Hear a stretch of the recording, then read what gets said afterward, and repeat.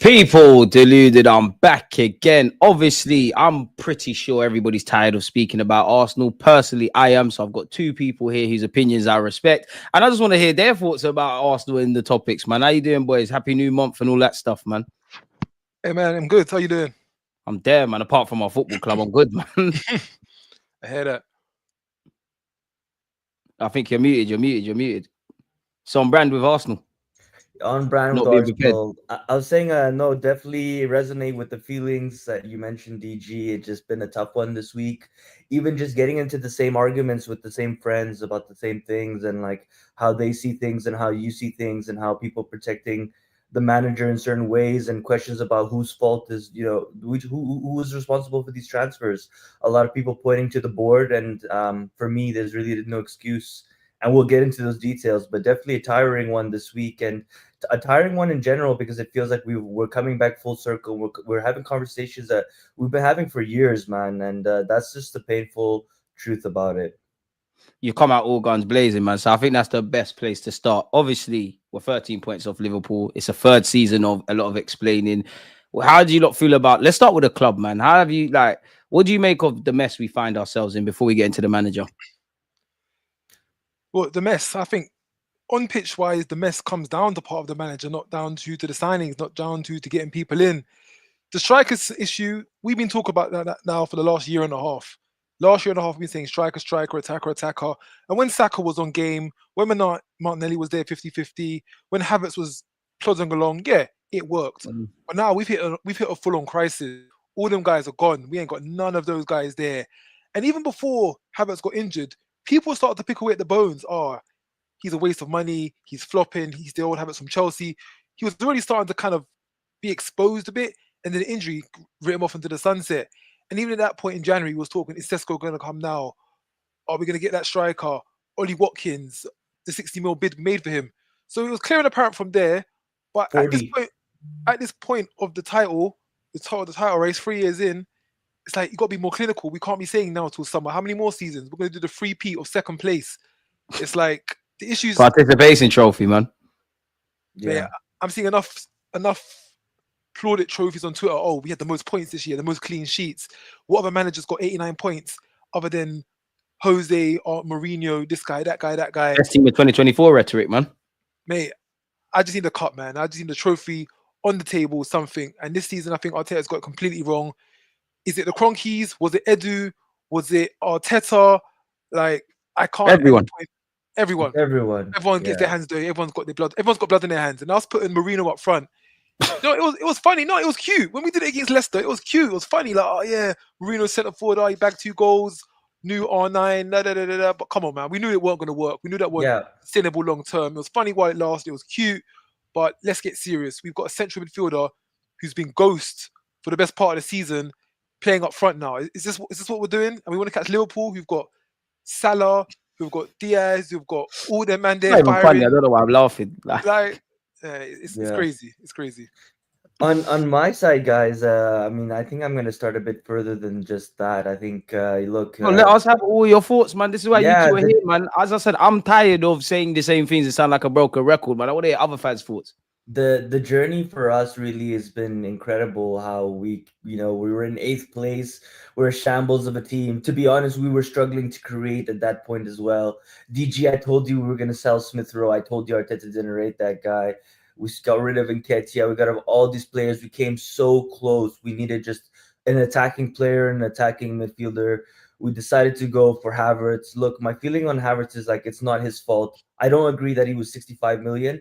I think he's over exceeded my expectations, to be honest. And I Because think they a lot were of on the Arsenal floor in fans hell. take the frustrations that Arteta signed him and we spent 65 million on him when we needed that big man striker. I think a lot of people take that frustration out on him, more to the fact that it was Arteta's choice. It wasn't Havertz's choice to come to Arsenal. It was Arteta who went and told the board, I want Havertz. And there were rumors that the board were very unconvinced with Havertz, but they trusted Arteta. So DG, my feeling on Arsenal right now is that, look, I gave Arteta a chance. We were down in the dumps. Everyone wanted him out of the club. Let's not forget that. Then he came back. He made the right signings. I had given him one more season, and he took that chance. He took us back to competing for the Premier League. We were 10 points ahead of the rest of the field. Let's not get it wrong. Man City is an incredible team, treble winning team. It was very hard to compete with them. But then we knew we were only one player away, only two big marquee players away from being a winning team, to getting across the line. That's all we needed now. We are one of the best teams in the world. No, hands down. No one can say anything about that. We can beat any team on any given day. And we all knew that we only needed one or two more players. When I saw Calafiori being the first player that we were targeting, I was already upset, because I was like, why are we going for a left back? Why are we trying to spend 40 million on a left back when I need a backup winger and I need a central attacking midfielder and I need a striker? Like, why are you going to go buy a left back? That was the first problem. But hey, you know what, guys? I gave the club a lot of credit, because I felt like the Declan Rice transfer, the Jurgen Timber transfer, that whole window gave the club, gave Arteta, gave the recruitment team a lot of credit in the bank for me. And I say, hey, you know what? You guys have been doing a good job. I can't really say too much. I'm gonna sit back. I'm gonna see what you do, and if I see a problem, then I'm gonna say something. But I gotta give you credit for taking us here, where we're competing 2 seasons in a row at the top of the food chain, which is what we all wanted as a club. Let's not lie. That's what we wanted. We wanted to be here at the top of the game, competing with the best of the best. But yes, once we got here, we have to win. We can't just be sitting here like Wenger, making top 4, making FA Cups. And FA Cup and League Cup was not going to save Arteta's season this season. We've already moved the goalposts. This was supposed to be the season. Guys, why are we saying another season? I don't think Arteta's going to go. I don't think we're going to get rid of him. And I think it's, strategically, it's just too much mess to restart this whole project, get another coach, try it all over. So for me right now, my mindset is, okay, Arteta, like, you made some royal mistakes. I'm sorry. I personally think, guys, he has too big of an ego. We should have signed someone in January. There's no excuses. Even if we're saying we're not going to add just any player, anybody. Bro, you brought Sterling and don't even play him. You're playing Marino, a player who hasn't played striker For a more than large part of the season, 2 kids have been our best players as well. bro. In a What title do you challenging season, allegedly. his words are not in line with his actions. And I'm sorry, Vlahovic, Rashford, Asensio, Gyökeres, Nico Williams, Muani, Morata. We could give you 10 names right now of players that would have improved us. There's no excuses. And we were just desperate in January, so it kind of goes out of the window to a degree. We needed a body. Let me ask you lot this, before we carry on with the Arteta stuff, when did you lot check out of thinking Arsenal were going to do anything serious this season? Because for me, I would say it's the summer, kind of piggy banking of what African Gooner is saying. I don't think the summer was serious, and I got a lot of heat on my YouTube channel for saying that. I just, considering it was 2 points off City, I just don't know how we signed game changers. I think we needed a left back. I like Calafiori, but right now you're not helping us. We didn't, like you said there, Neto and Sterling on deadline day, that says everything. We just made a mess. At a push, if I was to say, I would say the January market, piggy banking off what you said, we didn't do anything. All of these players, whether they're good, not or the other, whether it was Ollie Watkins, we did nothing. So that tells me you've made the decision. I think every fan here knows we tried, we did this, we did that, but I have to move the conversation on to, okay, that's cool. But what did we do? And it's almost like, in life, when you have problems and you keep kicking a problem up the road, sooner or later, it's in front of you. There's nothing you could do, and it's peak. So it's like, when did you do? If you, I don't know, maybe you still believe, because mathematically it's still possible. When did you not think, you know what? Yeah, it's over now. It's long now. In December, we were stumbling all over the place, falling behind Liverpool. At that point in my mind, I was thinking, yeah, this is a wrap.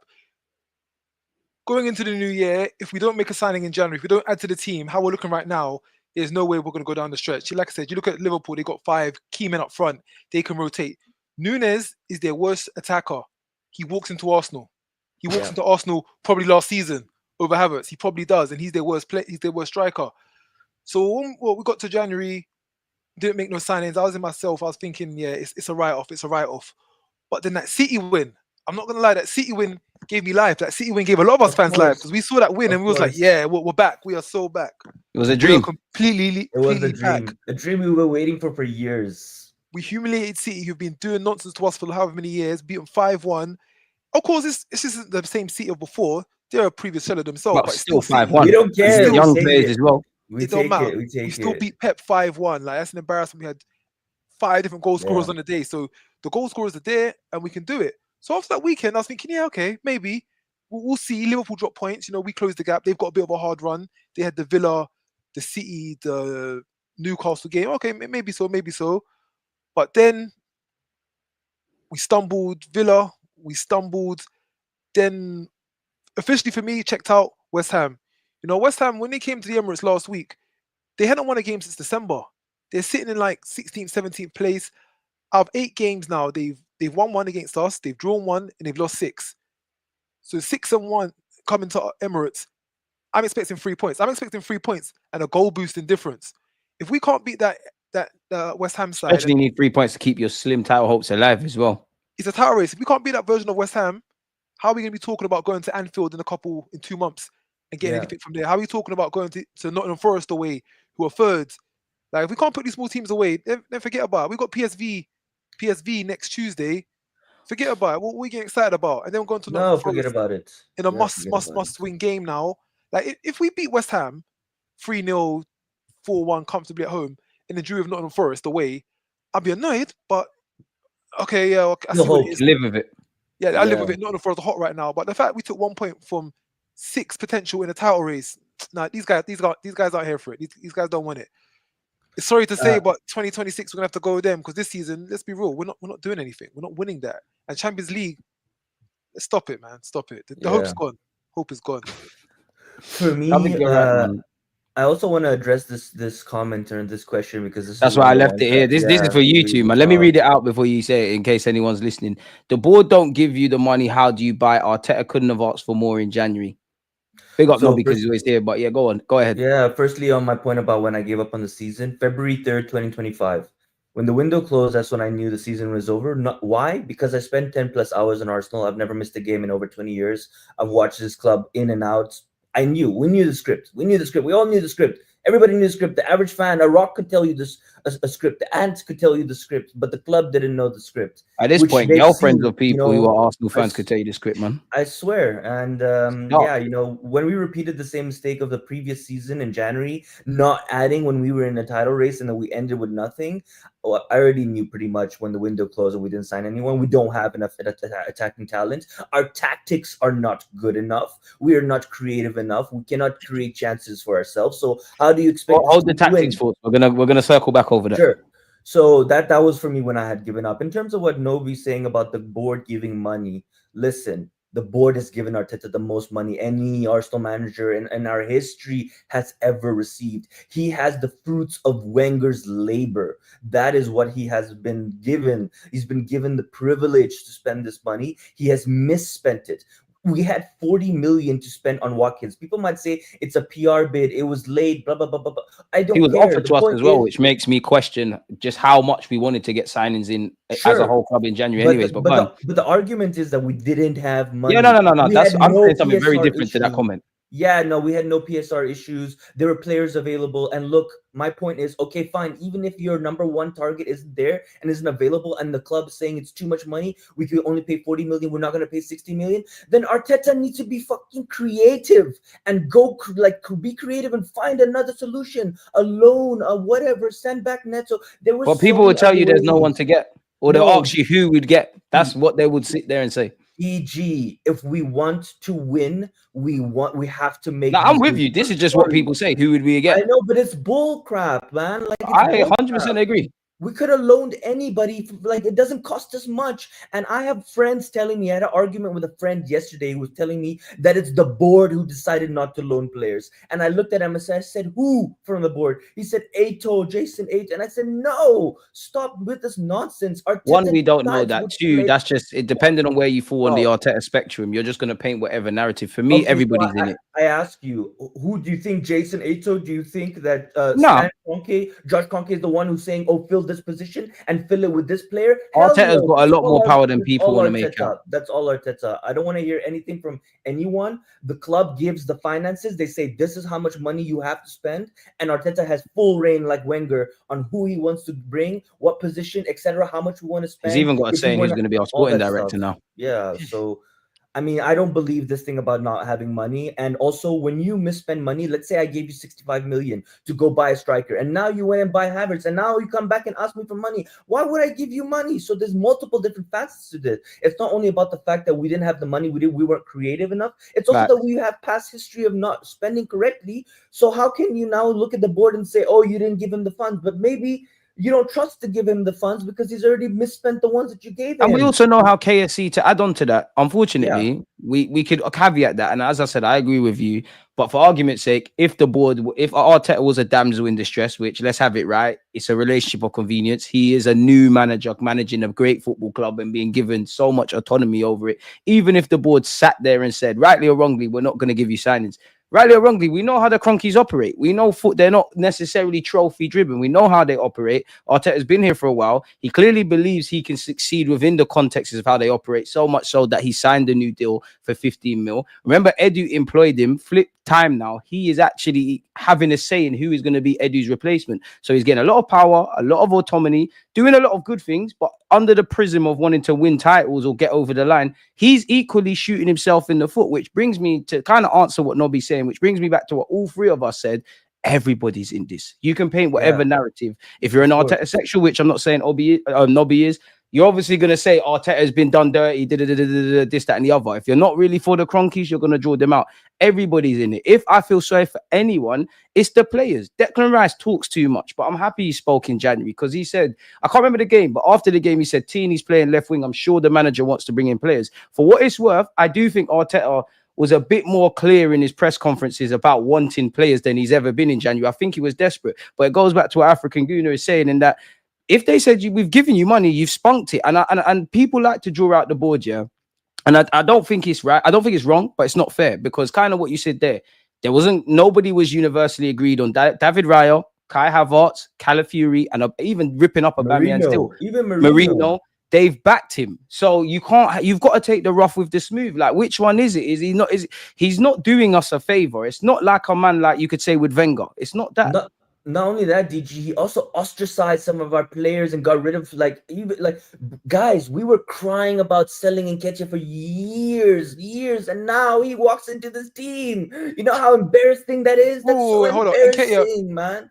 Nketiah helps us right now. Nketiah helps us right now. Palace, stinking out in Crystal Palace. It doesn't matter. We need options. We need bodies. No. Listen, I think he scored today, you know. The point is not that he 2-3 goals in the season. The point is he'd be one of our top goal scorers. He would be starting all the games right now for us. Let's go back to last season. Let's go back to last season. And Nketiah had that drought of however many months of not scoring an away goal, of not finishing chance, of not even getting in position to finish chances.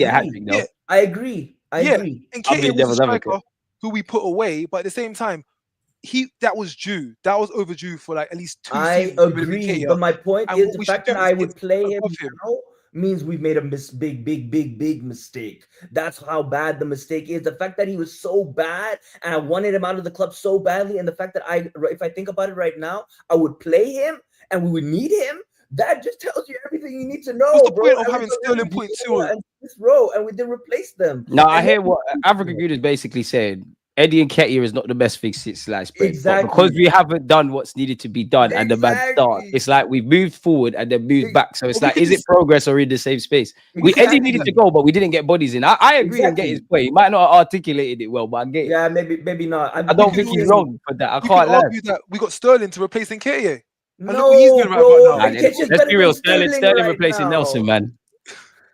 Arteta never rated him, Oh, man. He never rated him. We had to never. say face on deadline day, surely, with Neto. Like, even I know Edu left, and I might be drawing too many conclusions, and Edu's definitely not faultless, yeah. But you know, Edu probably wanted to leave in the summer.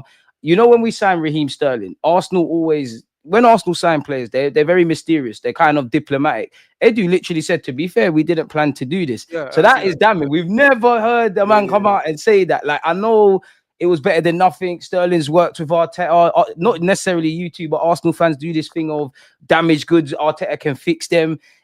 Looking back at the summer, it's just too many chefs in the kitchen, and the curry goat's been spoiled, bro. Like, everybody's done a madness. With the Sterling case, so obviously with Havertz, we all know Arteta protested for that one. He got that one. That wasn't Edu. I think with Sterling, would you not say that's the same case? That was a Arteta signing rather than Edu signing. Because when Edu had that interview after, he didn't seem impressed by this. He didn't seem moved by this. I think that was more Arteta, my old Man City boy.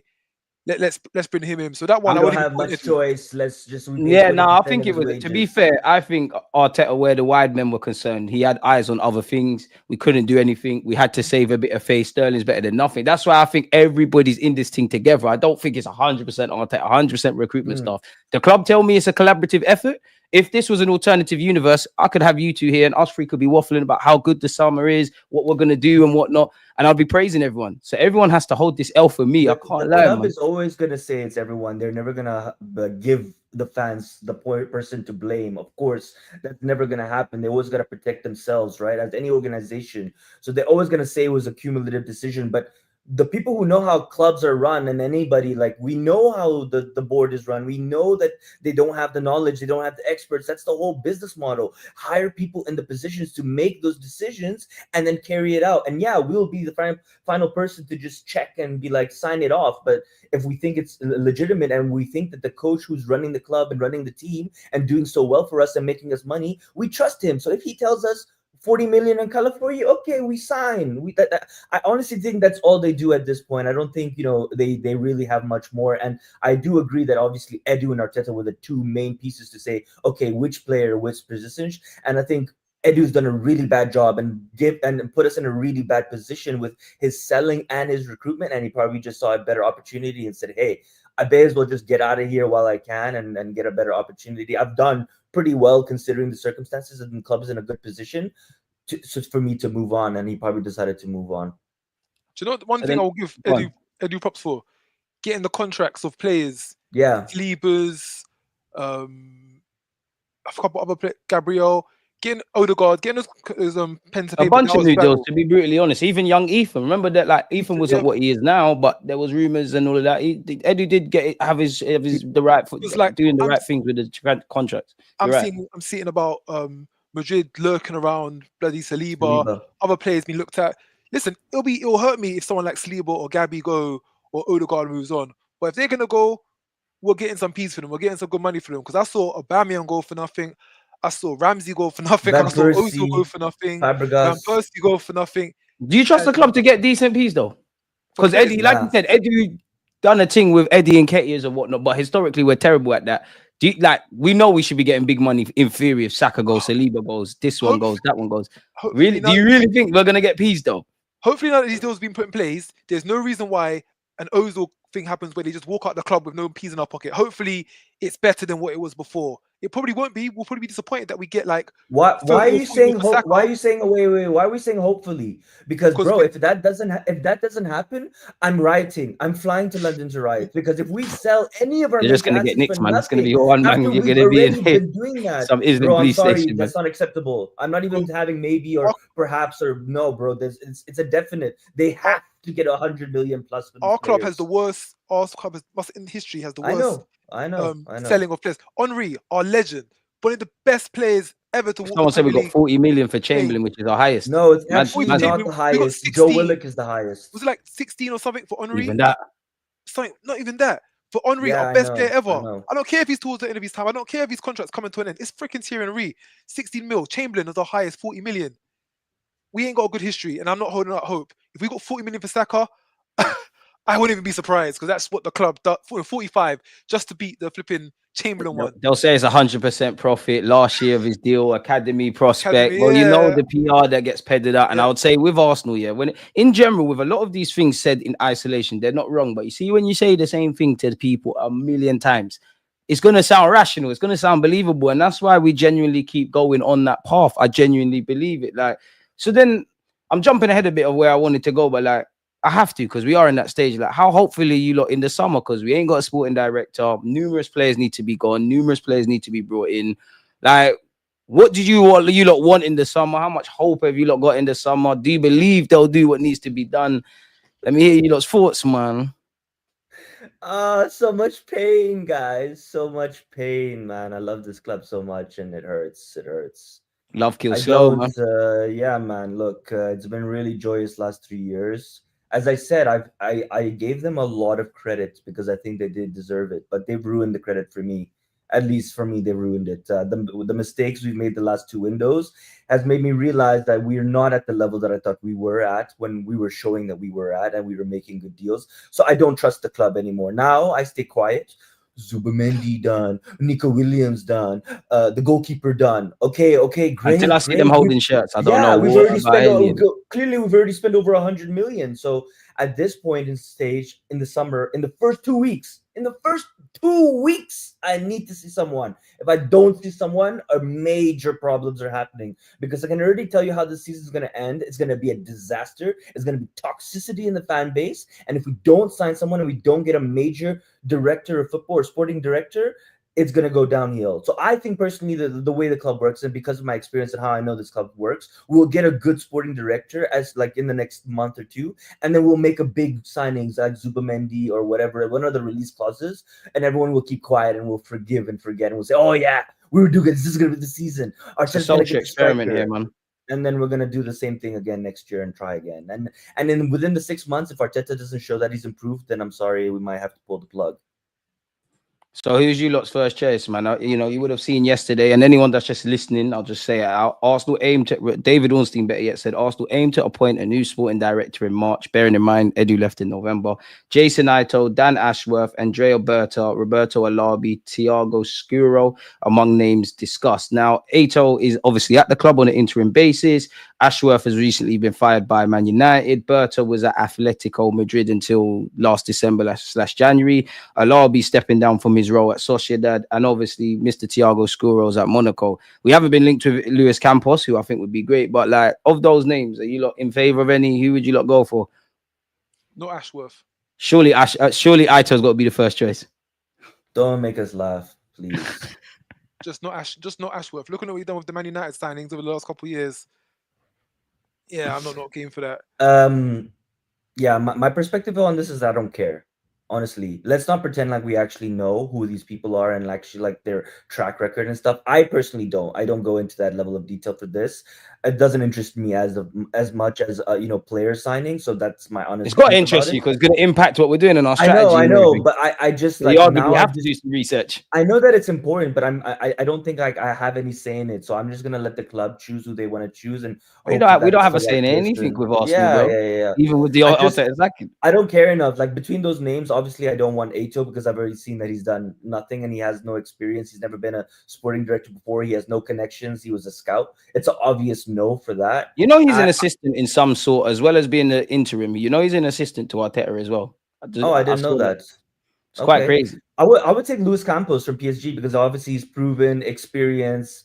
He's dealt with big major personalities, big major players. Like guys, if we had Raul Sanelli right now, I promise you in January we would have pulled something. We would have pulled something for sure Yeah, because because he would have got some money in his pocket as well. yeah. Well, not only that, but he has He's the not got me relationship. missing missing tap. I can't He has lie. a little black book with all these names that he We, could have been calling, being like, "Yo, you owe me a favor. Pass one of your players over here." One of that. Like, we need someone who could at least do that bare minimum. So, for me, as long as a sporting director can have the pull and be able to bring players, and with this Olabe, right, we've been all Spanish. Everything that we've been linked to, Nico Williams, Spanish. The sporting director is Spanish. The goalkeeper, Spanish. Zubamendi, Spanish. And so it feels like that might be the one that could be reasonable considering the players that we're targeting and where they're coming from. So I wouldn't be surprised if he's the one who ends up being the sporting director. I'll say Do you not something think? that Go on. I don't obviously I don't follow it. I don't know these guys to that extent, to that Yeah, level. But exactly. of course, go on by their CV, go on by their merit.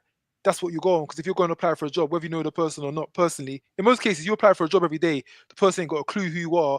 They look at your CV and look at your work and what you've done. So looking at these guys, who's had the biggest signings? You mentioned the guy for PSG. Of course, he's been around some big names. He's got some big contacts.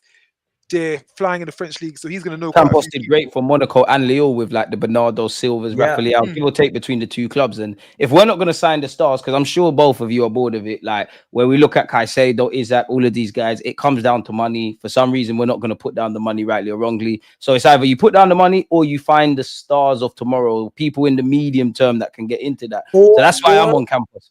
Or DG, something really, really smart. You pass up on the opportunity to buy them, and then you come back 2 years later to buy them for 3 times the price. Just so smart, so brilliant, so brilliant. Yeah. It's big. And apparently, yeah, Rosicki's not been on the list. To be fair, Rosicki's been linked and he's actually said, I'm not against the job. If I scroll down and read to you like, what he actually said, he said, the reality is simple. My connection with Arsenal is natural because I spent 10 years there. And when you spend 10 years somewhere, you form a strong, very strong bond. So I have a strong bond with Arsenal and I have a strong bond with Sparta Prague. Those are the two clubs that I love football-wise because I have a warm relationship with them.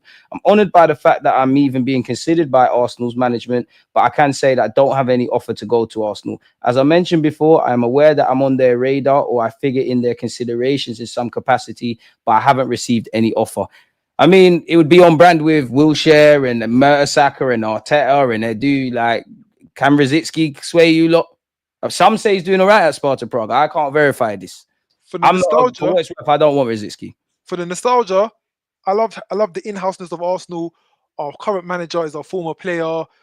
Piers Mertesacker's the youth academy. Eddie was the sporting director. I love that makeup. But at the end of the day, how much experience has he got? How much contacts has he got? That black book of his, how deep down do the names go? Can he do the job? Has he got the pull power to bring over a big name or upcoming star to Arsenal? Like, as much as I love the home nostalgia feeling, can he do the job? Or get down to business, innit? At this point right now, can the man get down to business? I like Edu as sporting director. Him and Arteta, two former Arsenal boys, former Invincible. Yeah, you love the story. You love the stories that it makes up, but he couldn't get us over the line, could he? He couldn't get us signings. He had us Too romantic, man. Get down to business, nitty gritty them kind of business. signings there. Yeah, he couldn't get down to business. So I'll take whoever. That Campos fella, I'll take him. He worked for PSG. He knows what he's doing. He's on game. I'm on that as well. I think we need the experience done now, man. Stop this young development team. That's it. Yeah, go ahead. No, we've had a string of guys, Arteta, young manager, Edu, early on his career as a manager. We need a guy now who's been there, seasoned, pro, who's gonna come into the field, be like, okay, I know seeing some shit in the field that I can sort it out ASAP. Whereas these Edu and Arteta, like fair play, it's their first big role, but they're taking a lot of time to figure it all out. But right now, we just need someone who just knows from A to B to C to D, X, Y, and Z, gets it done. I agree. I think it's too big of a risk to go for someone like him. If it was like we were in a better position and like we had won the league, and I think it would be very different. But the fact is, like, we are still not over the line that we were waiting for 20 plus years. So it just doesn't make sense to take a risk like that for me. Yeah, I'm counting. It doesn't make sense to take a risk like that for me. I think, as you said, just I need someone who's experienced, proven, a winner, etc. Like, all the ingredients that we talk about. When we talk about the striker and we talk about Sesko, it's kind of, I get the same feeling. Like, I think Sesko could do really well, but I want a proven guy. Like, Sesko's still a maybe guy, Like, we can see, obviously, he's raw. There's a lot of talent there. But like 3 years ago, I hear you, but let me be devil's advocate because I think you're bang on the money. And in an ideal world, you go and get ready-made Isaac and you get Sesko interim kind of thing, you get right? Osimhen or that. I hear that. But being devil's advocate, it's 2025 now. Basically, the year's just started. Let's just say it's 2024, just to make the example easier. Yeah, 2 years ago from the 2024 point, which was obviously 2022, Isaac was bought for big money. He was linked with us, and he was bought for big money with Newcastle. He only had like 6 goals for Sociedad at the time. Yeah, I'm not saying Sesko's going to be that, but are we at that stage where we have to kind of go for one of these guys before they become that guy? If we're not going to, as you said, no, man, we like 4 years ago, 5 years ago, sure, when we got rid of Aubameyang for free, that's the time when we could have risked something like that. But like now, when you know you're so close and you've missed out in the last 3 years being so close, you just gotta get the finished product, man. If we weren't gonna spend the money and we made a profit, we made a profit in the summer, then we spent nothing in this window. No, African Gooner, you're wrong. PSR, you're wrong. Yeah. PSR. There's no PSR. We know that. There's only self-inflicted PSR measures. We are cool with it. And I don't think any Arsenal fan is saying, you know, we'd all love it, but buy Isaac, buy this one, 100 million, this, that, and the other. We just want evident quality, pay the P's, and let's keep it moving. I want to ask you lot as well on the sporting director, though, because we are kind of a twofold question. Do you think Arteta's got too much power? And if he does or doesn't, that's down to you lot. But do you think, regardless, like, you know, we said Campos, we said this one, we said that one. Surely they're crippled if essentially Arteta's voice, if there's ever loggerheads, Arteta's going to get his way. So surely they're crippled anyway. So it's like, do you think they're kind of damned if they do, damned if they don't, if they take this role? And do you not feel Arteta has too much power and growing power for that matter? Because the Cronkies are betting on him in all aspects. He definitely has power. He's definitely got influence over the club, and definitely the Cronkies have taken a liking to him and given him a batch of what he wants. But what you were saying earlier on, there's too much smoke up there. The sporting director, the manager, the Cronkies. Who does the blame get shifted to? Because before we was all pinpointing Edu. Oh, Edu has terrible signings as the sporting director. Edu's now gone. We don't make no signings. Yeah. Arteta says he wants to make signings. He wants to do this. He wants to do that. Arteta said he's got the best owners as well. I know that's PR, but owners, did say it. Whatever, PR. But you didn't make no signings in January at a time that was clinical. You didn't make no signings when you needed to. And you didn't have the right person in the role, in the sporting director role, in such a pivotal window. That's why I'll be real, I feel sorry for Jason Ito, because as much as we can criticize him, he's not putting himself in this mess, you know. I can't lie to you. Yeah. He's coming to the job stuck in the mud. And again, from us as the fans, we don't know who to pick from here. Because we can get the Grace, we can get Campos, we can get the best sporting director we could possibly happen.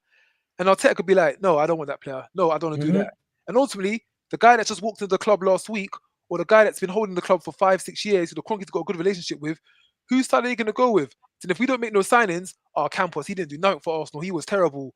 Oh, it's not Arteta's fault because Campos was meant to do the signings. Right. So we don't know. That's why this whole sporting director thing, I've not got too caught up on it, because also we don't know. I definitely do think with Arteta, there's definitely a stubbornness, because when he wanted to go to the board and argue and fight for Kai Havertz for 65 million, when we needed a striker, he went there and did it, and he made it very clear that this is my guy. I want him. I want to make it done. If you could do it for Havertz, you can do it for anybody. You go through Edu. Why couldn't you go through somewhere else? January just gone. Why couldn't you go through somebody else? Why couldn't you do it then? It's ego. It's ego, bro. It's ego. It's ego. He's gone so long now without a striker. So long without having to take word from what the majority. And we were so close. He feels like, no, I can do it my way. Respectfully, fuck his ego, man. Arsenal like, comes before this, man. It seems like there's Arteta FC and Arsenal, but go on, man. And we get. Sorry, I just had a question for you on that, because this is so funny. This is the exact argument I had last time, right? And my friend asked me this yesterday. He said, okay, but if Arteta wants to win so badly and he's dedicated and he's done 5 years, how can you think that he didn't want to get that player? That's his question. And my response was, he's shown us in the actions and the stubbornness. The way you're going about it, you might want to win the title, but the way you're going about it, it's a fallacy, bro. It's too romantic. So it's a catch-22. I don't know which one, because I agree. Like, it's obvious Arteta loves the club. Like he obviously wants to win. So I also can't argue with like why he wouldn't make a loan signing or be creative. Like, unless he has so much ego, like that's what I'm saying. He just doesn't want to accept that we can't win without a striker. We can't win without the players. I feel like it's an embarrassment for him to accept to the world like I made a mistake, right? And then like. That's why he doesn't want to do it, and he's just trying to force it. And he's like, let me ask a question on that as well. If I don't win anything, I'll wait till next year to win something. You know, that's a great point you said, Gooner. Yeah, because do you think there's enough pressure? Because you could argue, like, obviously in an ideal world, Cronkies want to win. There's pressure. You need to deliver within these last 3 years, right? But if there's not necessarily that pressure, if you've got that pressure, surely you can't afford to have an ego. You might not want a striker, but you might have to put your ego. It's like I might not want to work a certain job. My ego might tell me I don't want to work at McDonald's. Big up everyone, 9 to 5. We don't job shame, but I might not want to work there. But I have to pay my bills. So at some point, I have to put my ego to the side. So if there was genuine pressure on his role beyond what he's put on himself and any of that, do you think there's enough pressure on him to deliver? Because he's in situations where, if that is the case, based on what we're saying in this hypothetical example, like, he's got the luxury to not sign a striker. A man's playing Marino up front. Like, I don't has think put Kai Havertz up front as well. It's not making sense. no, there ain't no pressure. Arsenal as a business, I always say to everyone, the reason why over the last 21 years we ain't won no league, Champions League, no major trophy, is because as a business we're one of the most viable teams probably in the world.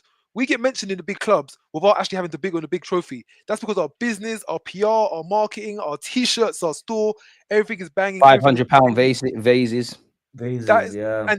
and for that reason, why when Wenger was there, he was grafting at the Emirates, paying off that stadium, getting top four. We were still seen as a top club. And now Arteta's taken over. He's got us back in the Champions League. He's got us to second. He won us the FA Cup a couple of years. The owners are laughing. That's more than what they was expecting from the last Wenger left us. He's a baby in managerial terms as well. He's over expected probably expectations and making them more money and making them more than what they ever thought they were going to be making. They're happy. Okay, you ain't won the league. The fans aren't happy. All right, cool. We're still turning over £500 vases, Yeah. £130 We're in the shop, Champions League. match day tickets, season tickets. There's a queue of like 10 to 20 years for them kind of things. They're deep this. And there's bare Arteta sexuals as well. You're 16 years old. You go on the Arsenal waiting list for a ticket. You could potentially be waiting until retirement until you actually get a ticket for the stadium. That's how long you could be waiting for a ticket if he doesn't score in your luck. So what the Cronkies mad at? Yo, he's making us money. He's making this club. He's elevating this club. We're in Champions League every week now. We're coming second. We're in the title race. We've got all of that. The only thing I would say to that, bro, he's content with his job. He's not getting fired. Go on. From 15 mil a year, they're not ripping up the deal. I agree with everything you just said, right? My only question is, I had hoped and wished that the board saw that when they spent this $100+ million on Rice and everything. You know how we always said, like, you pay for what you get for. We always wanted that $100 million signing because we always knew you got to pay for the best players to be the best team. And I really thought that when we did that and we saw the massive shift in our team, now we are now competing, we would have unblocked something in the dream to say, hey, okay, well, if we spend money and we got this close, if we spend a little, like another 50, 80 million on the right player, I feel that way because we're so far to turn back. We'll make the money back. Like, it's just. But that's no. But do you know why you're right and wrong? Because you're looking at it from a sporting point of view, and I think that's where us fans have shortchanged ourselves. They're on the business thing. Where unfortunately, clearly, we're a company first. Anyone that wants to seriously win doesn't have that summer, doesn't have the January. The only consistency we see is the merch. It's an experience. DG? If I agree with you, but if we had win, like I agree, let's look at this as a business and not as a fan, right? As a business, if you invest money into players and then you win the Premier League and you win prize money, one, you get that money back, so you get your ROI. I'm agreeing with this point you're about to say, but that's not how they're looking at it, bro. Yeah, but the branding as well, and think about the player sales. If we win the Champions League, we win the Premier League, our player value just goes up. Sporting success makes you the envy of the world, bro. That's what. Like, let's be honest. There's a lot of people that are from North London and whatnot that support Arsenal for evident reasons, but a big reason as to, well, definitely why I'm an Arsenal fan in my generation, or just before me, you can say George Graham, but it's an Arsene Wenger thing with his invincibles. We had big players like Thierry Henry and Bergkamp and this, that, and the other. City as well. Like, obviously, I'm 29. City were little man in this thing. Nobody was a City fan. With them winning, I've got cousins in Jamaica that swear blind they're City fans. Chelsea have done the same. That's where I agree with you in that. Simply put, winning games brings success and merch. But that's where I've kind of accepted it, because they're not looking under that microscope. It's not we're not looking to do this and this is above Arteta. We're not looking to be sporting excellence first, a byproduct second. I think Arteta wants to win. It's more how you're going about things, and we've discussed it. And that's why it's frustrating. It's a mixed bag, man. And that's why I think everybody is to blame. Honestly, I've accepted a lot. Like, Arteta's on 15 mil a year. Cronkies are not going anywhere. They just got the club. Like, remember, they've been here since what, 06, 07. They've just bought in 2018. They've shown their patience, bro. They're not going nowhere. We have to win in spite of that.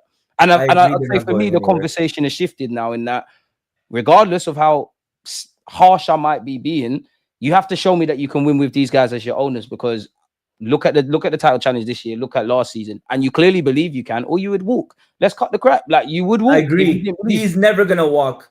You're learning a lot. You're learning a lot, bro. This is a relationship that's convenient for Arteta as much as us. He was like, Arteta will walk, and I was like, come on, dude. Arteta's never gonna walk. Because too many people are loyal to the manager, not the club. Man are not fans of football. Yeah, of course, like you said, the Arteta sections. There's people out there that back Arteta to the end, but ultimately, the Cronkies are content with Arteta too.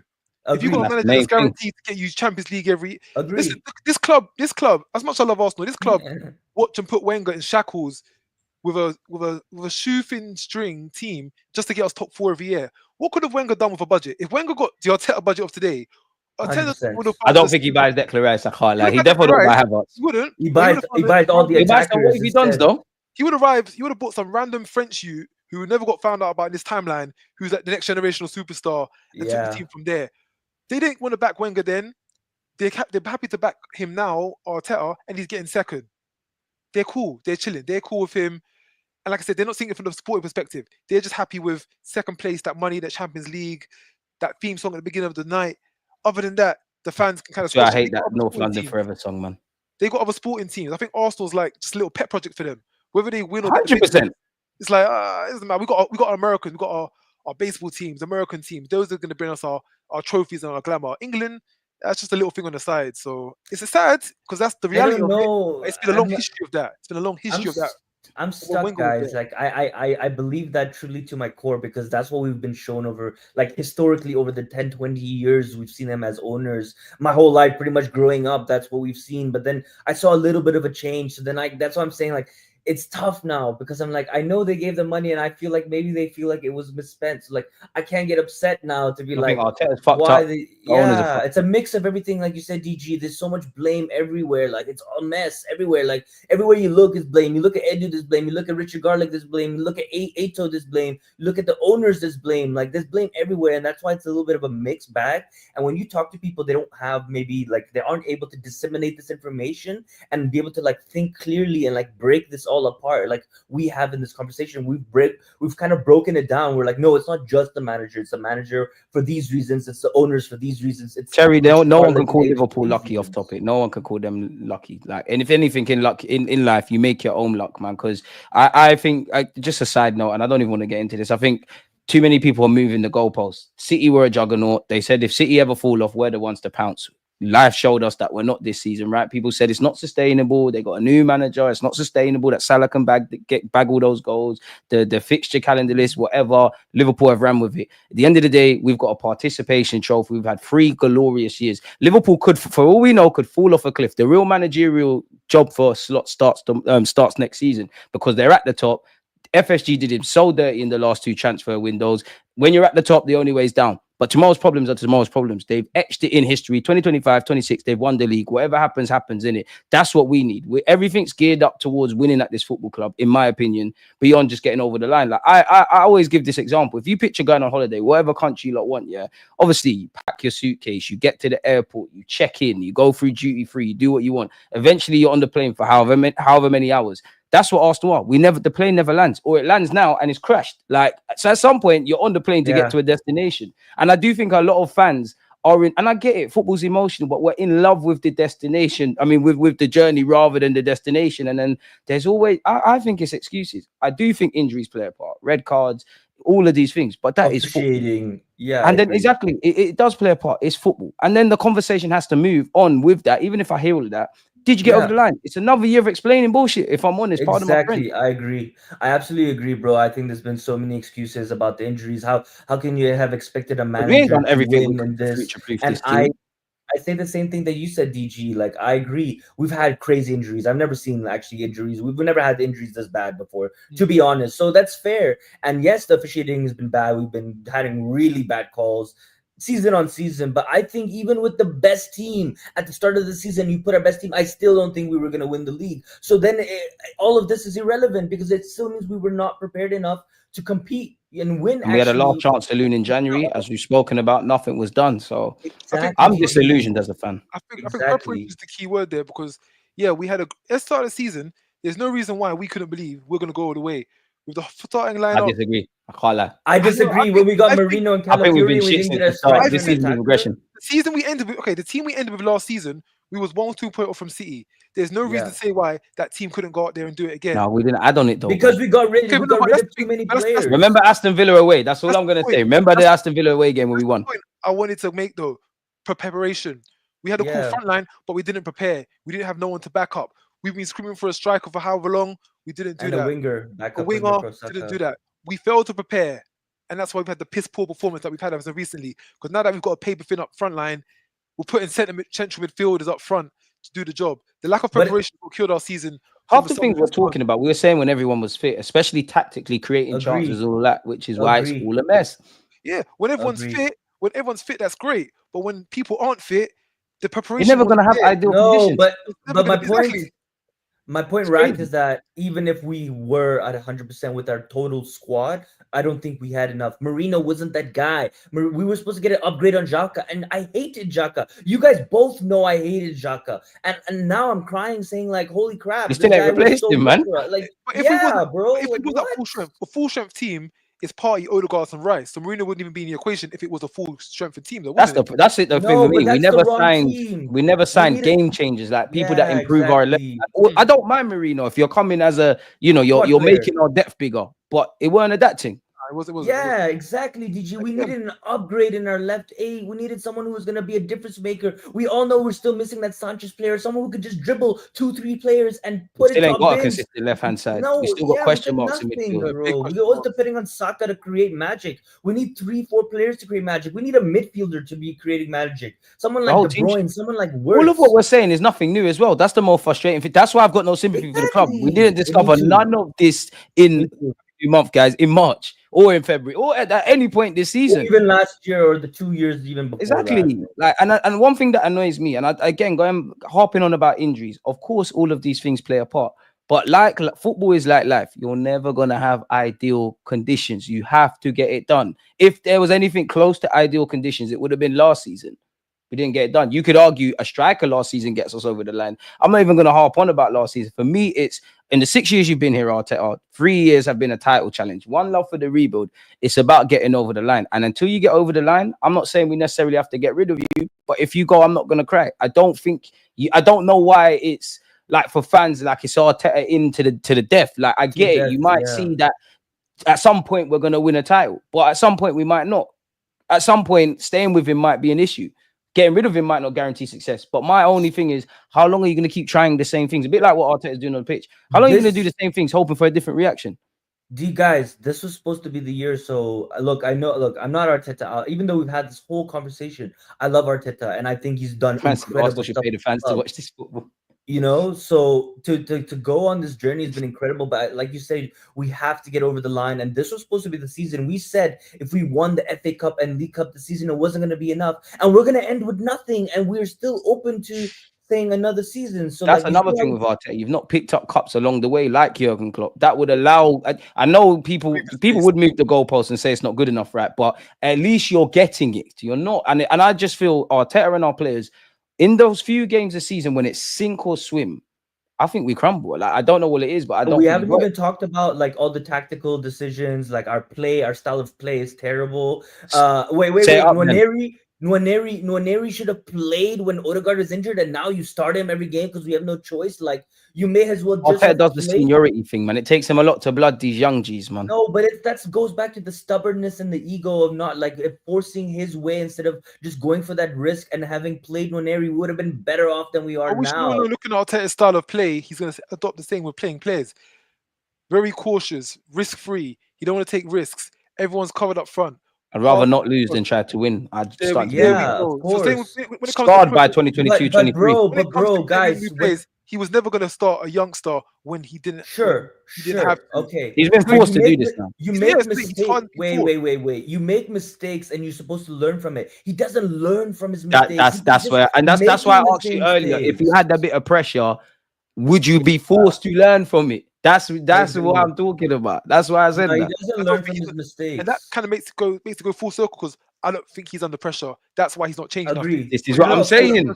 Because the club is happy with him. He's making the money. No pressure. I ain't got to change anything. I should have called this the Arsenal roundabout show, man. Why do we think this guy has pressure? He has no pressure. Why are we having this? The only pressure he's got is if he puts pressure on himself. That's it. Yeah, exactly. His own standard. That's it. He can come second for the next 3-4 seasons. Get that Champions League. Get those T-shirt signs in. Bring out a new kit every year, and he's cool. That's why there's no pressure to change. He's not thinking, "Oh, I'm being stubborn. I ain't got to change the result." No, he knows there's not a risk. He knows that if he makes a mistake and we draw or lose a game, it's like, okay, it's fine. As long as he gets Champions League or top 2, he's cool. There's no pressure. Yeah, it's always tomorrow. It's never. That's one thing that annoys me. I look at football quite poetically. Obviously, you got to learn from the past. There is also tomorrow, but likewise, there's an element of in life, yeah, seizing the present, truly living in the present, and we haven't done that. Like we could have, like in a night, not even an ideal world, but there's a reality where this season we win our 3rd Premier League in a row, or at least 3 seasons of some trophies, and then we fall off for the next 3. But at least we did it. But we didn't. We haven't seized this moment. Agree. Yeah, I totally agree with that, bro. We're gonna look at Yeah. the team, the super team: Gabby, Saliba in the center, Odegaard, Saka, Martinelli on the wings. Remember Martinelli 22-23 season. He That carried. season he was on fire. My boy carried. The one we won. Remember? Imagine that season we won the league, and then from now we fell off. I'm cool. Yeah, I've got that me super too, season bro. in my head. We go again, yeah. That season, put it on We TV, know Amazon we've Prime. never been a that- club that dominates, man. We know that we the only haven't. thing rivals or anybody can tell us is that we didn't get the trophy, even though we've been so good. We've been one of the best It's teams true in the though. world. It's true. I Whenever know. we've I seen our know. defense That's what this hurt. good in the Emirates era as well. That Reece Nelson goal against Bournemouth, I'll never live down the fact that he won't get to be part of the championship winning team because of that. We didn't get a medal for that season. It was written in the books for us. It was there for us. That was the moment where sadly we're the nearly men club, we didn't man. take it. I agree. and now it we means didn't take our nothing. chances. Whenever clubs take stabs at us about it, I can't even say nothing back. You ain't because got a it's leg to stand on. true. No, It's we true. have nothing to It's stand true. on. Yeah. I saw a tweet which annoyed me because someone was like, that 5-1. Someone had the 5-1 win saying that was the moment of the season, and someone quoted it saying, one of the most pointless results ever. And it's kind of a sense of Yeah. But Maybe, I get yeah, that maybe. feeling. Go a few years ago when we was fighting Leicester, man. Leicester. I was there for 2016 Valentine's Day. It was a Sunday. Well back. I believe we was gonna win the league that year, innit? Hey, that day. So on a Oh, Saturday, blame. I took my girl out on a Saturday because I wanted to go to the game on a Sunday, and that was the best decision I've made. Yeah, we thought we was gonna win the league. Valentine's Day, Yeah, of I course. was beating everything. That's what love was about. That's love for So- football right there. And we didn't do it. It's gone to nothing. We won a red coat, but not anybody on the outside world because it doesn't matter because we didn't win no league or no damn trophy that year. And that's the problem. I spent $3,000 2 years ago, and I bought a ticket to go watch the last game, to my first game at the Emirates. I came for 3 days in London, and I spent that money because I thought we were going to win the league, and I bought the ticket 4 months in advance or 3 months in advance, and I still ended up coming to watch the game, even though I know the league was done and dusted. So yeah, bro, like Arsenal's we've been harmed there. us all, man. We've been there. Like we've done things to the anonymous, man. Like club, we're you alcoholics. know? Yeah, it's bad. It's bad. Like, and I saw 5-0 that day too. Xhaka 2 goals his last game. But anyways, the point is, like, you know, that's the commitment that I had because I wanted to see my You team love the win. club. Well, we all yeah, do. of course, dude. Of course, I'm willing to spend any amount of money to go watch the game, and I had prepared 4 months in advance, and I still went, even though I knew that the club was failing me. And that's the problem, is that we keep going in this cycle, and it just gets toxic because then you start, like, it hurts us. People who are this invested in the club, it hurts us, right? Because we consume this every day. And like the last 2-3 days, I've taken a break really from Twitter and content creation because it hurts, and like I don't feel motivated to create and stuff when I know that the season. Oh, you're still at that point.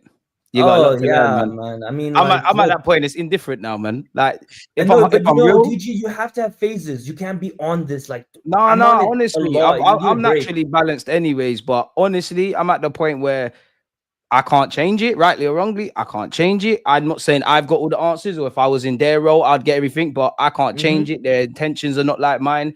At the end of the day, I don't want to do what fans do, talk about money, but these lot are staying in the best houses and all of them things at the end of the day. Yeah. They don't love the club that the way I love it. My football club has never been the club I think it was. Cronkies are not going anywhere. Arteta's not going anywhere. They don't care to the level I care about. So you lot do your thing. Like, I've got no expectations. I'll only believe now we'll win a trophy if I see us in Wembley with it. I'll only believe about strikers and all of that when we have actually signed one. 100%. When you talk to us about the summer transfer window and you're like, "What?" This is exactly how I feel. What you just explained right now is exactly how I feel. I'm like, I'm just over it at this point, and I'm just letting it happen and unravel. And if we do what we say we're gonna do, I'm gonna be very excited, and I'm gonna pour my heart into it. But right now, I'm really hurt. And like I'm trying to protect myself right now, and I'm like I have my guard back up because I've been hurt. You know, when I gave them the trust, they hurt me, and now I'm like, okay, you threw away the season, you showed no ambition, you showed no match, you know, and that really hurt me with the fact that you. That's why I love football. You can talk at some point.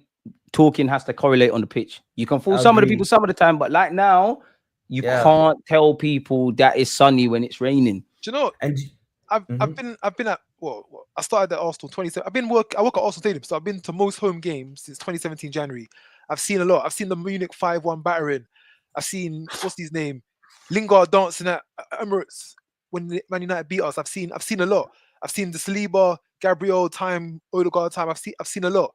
And back before going to the games and watching the games, when we had nothing to play for, when we was battling for 4th and 5th place Europa spots, it didn't hurt as much because there was no expectation. Because we were robbed.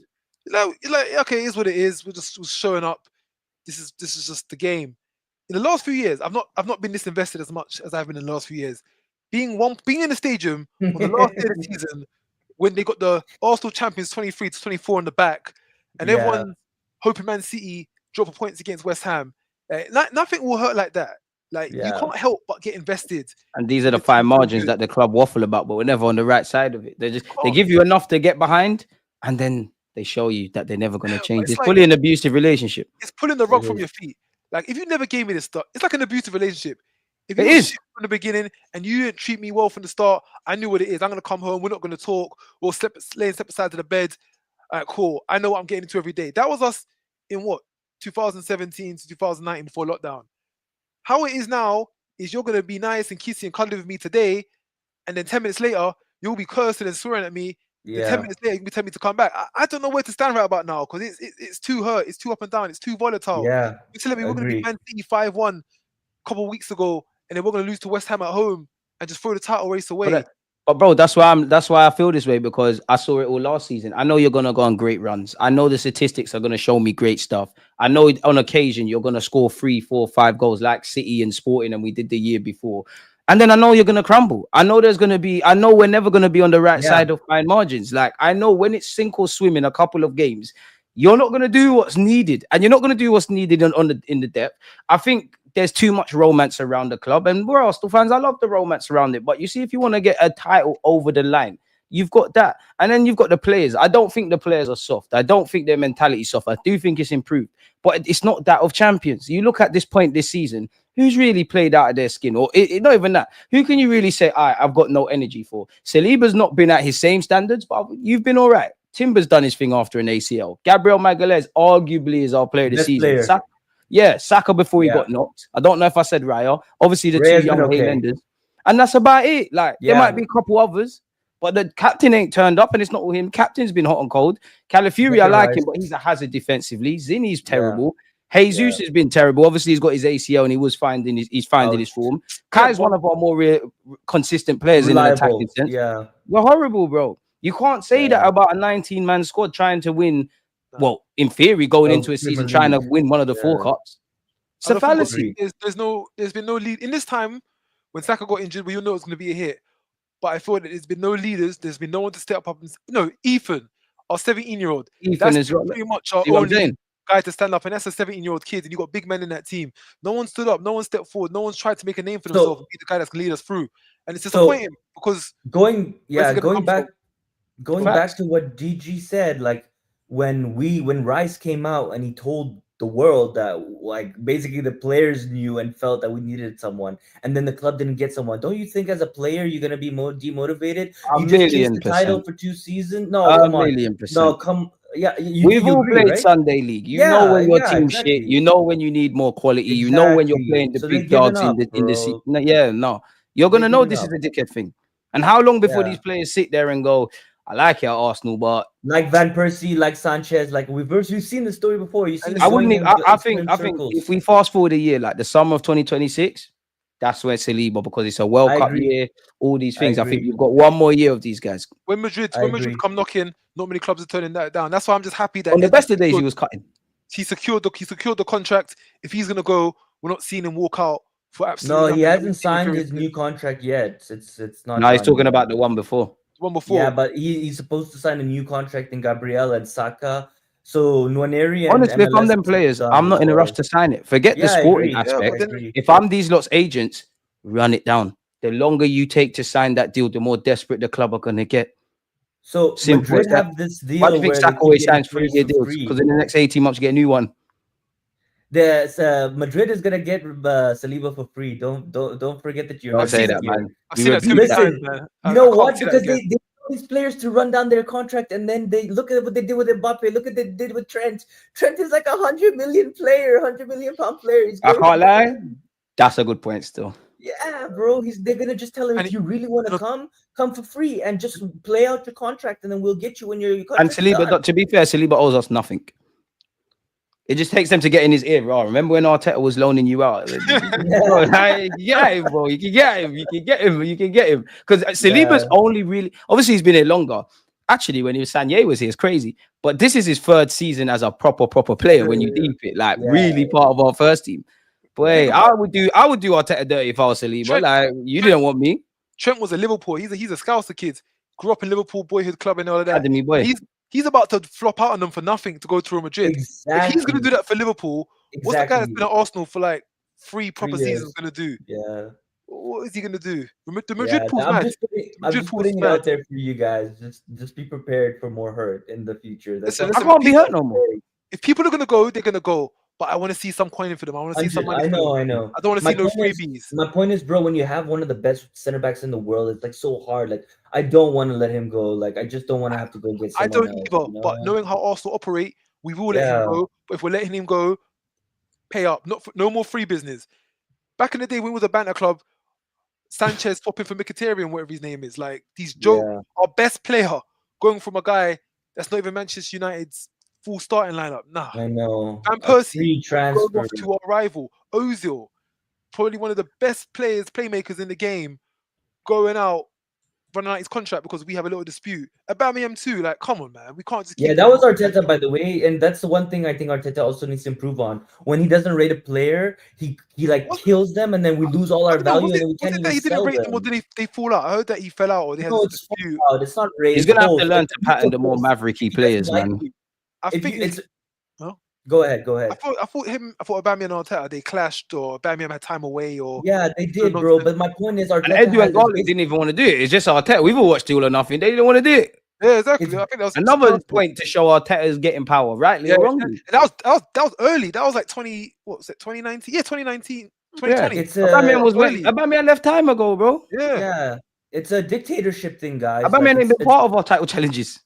With Arteta, it's if you don't follow all my rules, get out. That is what it is. It's either my way or no way. That's how Arteta runs the club. I love Aubameyang. Like, but I do know he was probably round back causing, being a nuisance, being a bit. To be fair, it was probably the straw that broke the camel's back slightly. Guys, why are we talking about this stuff? If you're a top coach, a top manager, you got to figure out how to deal with this stuff. But being devil's advocate, you do have to draw a line. I think the problem with actually it will all come out because Aubameyang's not fully wrong. But my thing is, you haven't replaced Aubameyang. You haven't replaced Granit Xhaka. We haven't elevated. We've elevated obviously within that period, but within the 3 years, we haven't gone to where we need to go. And I'm sure if us three here are saying the same things we said last season and the same things we said the season before. Fundamentally, winners win and losers explain, and we've been doing all that. Like we're skipping over the point. The point is not only about Aubameyang. The point is about any player that Arteta doesn't rate or doesn't want in the club. He kills them, and then you can't get money for them, and we get rid of them for free or for loan on obligation or whatever. Nuno Tavares, like I can give you tens of examples, and we need to fix that. Like people say, oh, we won't sign Mbappe. Like if Mbappe wanted to come to Arsenal, it would never happen because Arteta wouldn't be able to manage a personality like that. He'd have to find a way, boy. He'd have to find. If Mbappe ever wanted to sign for us, you better find a way. Arteta, you can leave. I agree with you on Oba. Okay, cool. Of course, Oba probably had issues. It wasn't a one-way thing. Like Oba probably did things to make Arteta feel that way, and then he decided to pull the plug. But then, in the future, figure a way out on like if this is the case with learn from your mistakes, which has been the theme of this live stream. You gotta figure it out, and just that's an ego. Back to the ego thing, Rack. I'm saying like put away your ego, bro. Yeah, Rashford has a bad attitude, but he was gonna improve us. Bring him in and let him like take us as far as possible. And if it didn't work out, then so be it. At least the fans could say, "Oh, okay, we at least tried." You know what I mean? Even if it was another reject or nothing, we would have tried, and we couldn't say anything. At least Arteta, you tried. Now I can't back you. I can't. There's nothing for me to say for you. You did it to yourself. I fully agree now. I fully agree when it comes to Arteta and mistakes and not learning from mistakes. He does it over and over again. But then that goes back to the point. We're going full circle again here. He's under no pressure because when he makes mistakes, he's not penalized himself. He's never pulled up on it. It's just, well done. Second place Champions League. You got our FA Cup, you got it for us. yeah, we're gonna pat you on the back for that. That Aubameyang issue, look, that was we won the FA Cup in 2020 because I remember I was in lockdown watching it. We won it in Yeah. 2020.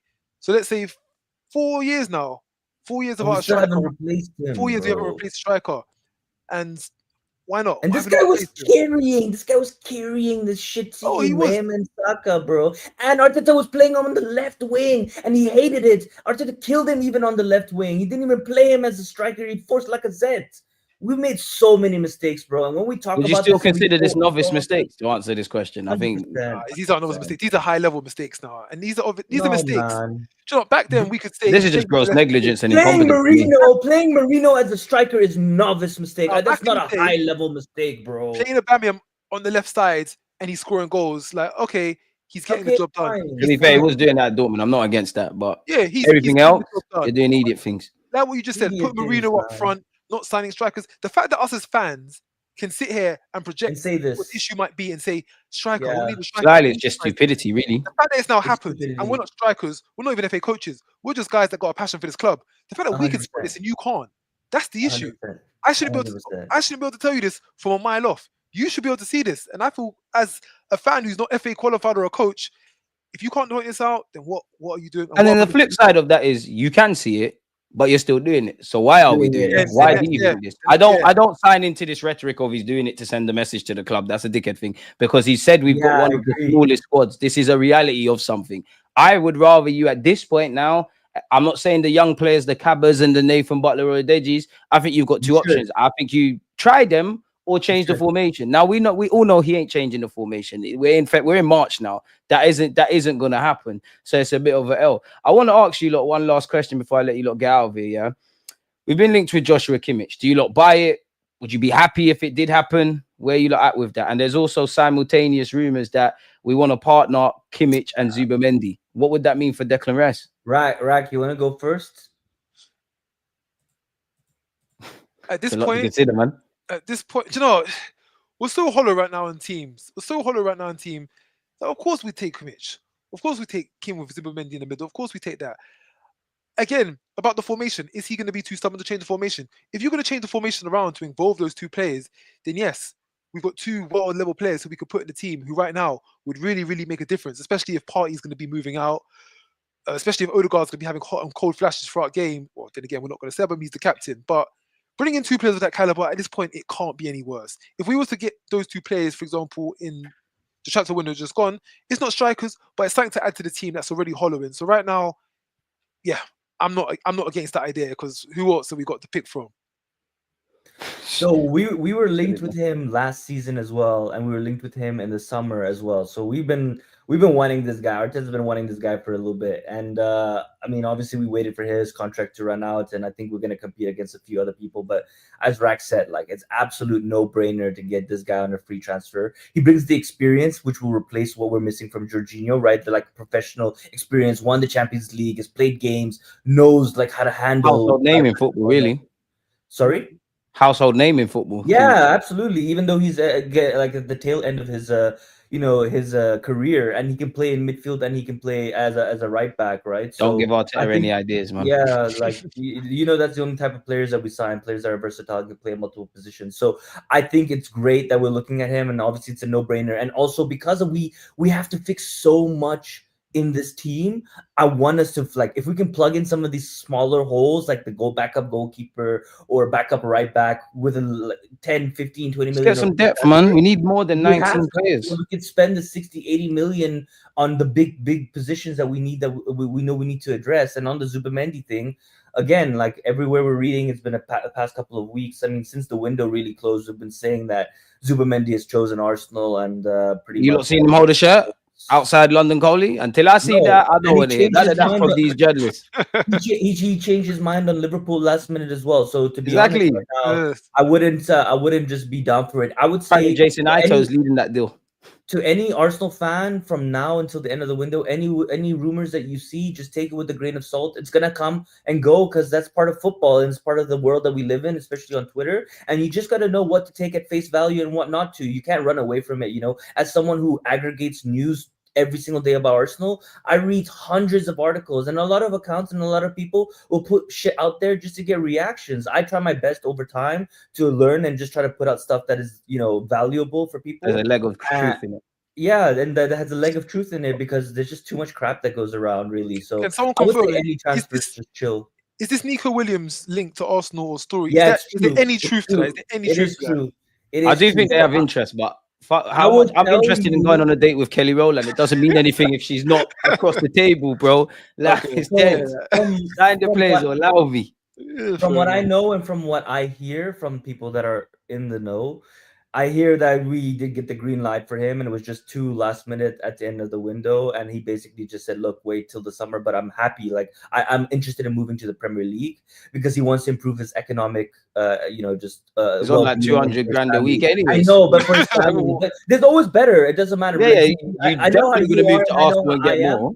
If we were going to be able to level up in life, we will take that opportunity. And Yeah, that's yeah. for him. No matter how much he's making, he wants to level up. Can't blame the guy for him and his family. So, hey, makes sense, right? So 300K, whatever it is, we got to pay the release clause. But I wouldn't say it's a done deal, Rack. I think like other clubs are also going to go in for him, and he'll just make a decision based on what happens at that point. It's no point about talking transfers and stuff right now because we don't even know how we're going to end the season. If we collapse completely and some players leave, that changes what we can do in the transfer window. That's something else that I think the club have felt too safe about. They were like, "Oh, we have all our targets in the summer, and players have half-heartedly committed to us. We're going to take the risk and just think that they're going to actually come to us, irrespective of how this ends." And that's unfortunately not how life works. It's a moving, living organism, and we don't know where we're going to be at the end of the season. We might just collapse, everything be out of the Champions League. We don't even know if we're going to be in the Champions League, even though I don't think that's going to happen, of course. But like, it's something we have to consider. We're too risk-free. We're just to openly take risks, And that's indirectly a risk in itself. Bad risks. Let's say we did lose Saliba. Would you be happy to see Ben White and Gabby centre back for Arsenal? Would you be happy? Because we don't have a we've done that choice. already, man. I don't know who you sign. Go sign another centre back. Ben White, your thing is No, right no, back. no, no, no, no, no. You can fill in there. Your thing is right back, man. Okay. Fair. What about I'm not on Timber, it. bro? Come on, we have Timber. We have two good right backs right now, and we could play probably another player as well. Bring someone up from the academy. I mean, there's options. I wouldn't spend big money on. I don't think the center back. academy's got one of them right now. Still, I think No we've right drawn back? as much. I think this year we've drawn as much blood from that academy as we can. I don't think the fruits are ripe right now. Too early. my point is, 18-year-olds. That's we've got enough from them this year. Them man have done their thing. Don't go spend another 40-50 million on a defender, please. I beg. Even if you sell Saliba, please, I beg. I need a right winger who can play left and right wing, like a 60 million, like a Kudus level winger. You're more likely to get someone who's going to play more frequently or stronger off the left, man. We ain't signing one with Saka there, and now Ethan's come through able to play there. That's what I'm saying. Someone the Kudus thing ain't happening. How do we put Saka and Ethan into the same team when they're both fit? How do we do that? You can't. I don't know, but make it work. Whether Ethan's in the 10, Ethan goes on the left. I'm not with Saka going off, moving positions from the right to the left, but he can do it. Just make it happen. Those are the problems that I should have you lot on stream talking about. Those are the issues we should be speaking about. Small problems. Good. Just like where we was just indirectly, Africa Gooner said it about Timber and Ben White. These are the things that should be problems, not Merino up front, not relying on kids. We're a special club, man. And you know the saddest thing is we're saying all this, we're still gonna watch the team again and again and again. Football's crazy. Pour our hearts in for them, and they just keep slapping us around, and we'll keep coming back. It's this abusive relationship, as that person said. Like, there's no other way to describe it. Honestly, there's no other way to describe it. One-way abusive relationship where it's in life they say the hope kills, man. So we're just gonna have to keep hoping and living in reality, man. What do we think now? Like, what's the script? Do you agree with me that there's darkness on the rise? I mean, it's already started. I think we're already in the darkness, mate. Yeah, we're already in the darkness. Yeah, but like worse, like toxic, like back to days where like this fighting in the fan base. It definitely can get worse. It definitely can get worse. It's definitely can get worse. It's like having an illness, and we need to go to the doctors and stop this. It definitely can get worse. They say it gets worse, but it has to get worse before it gets better. It definitely can get worse, bro. Do we get top 4 this season? Because I think if we get through top 4 this season, inshallah, that will save enough. That will save enough to the summer. If we get the top 4 Champions League, we can end the season, transfer window. Do you think we're going to get embarrassed? Do you think we're going to get embarrassed in the Champions League? You think we're going to get embarrassed in the Champions League now?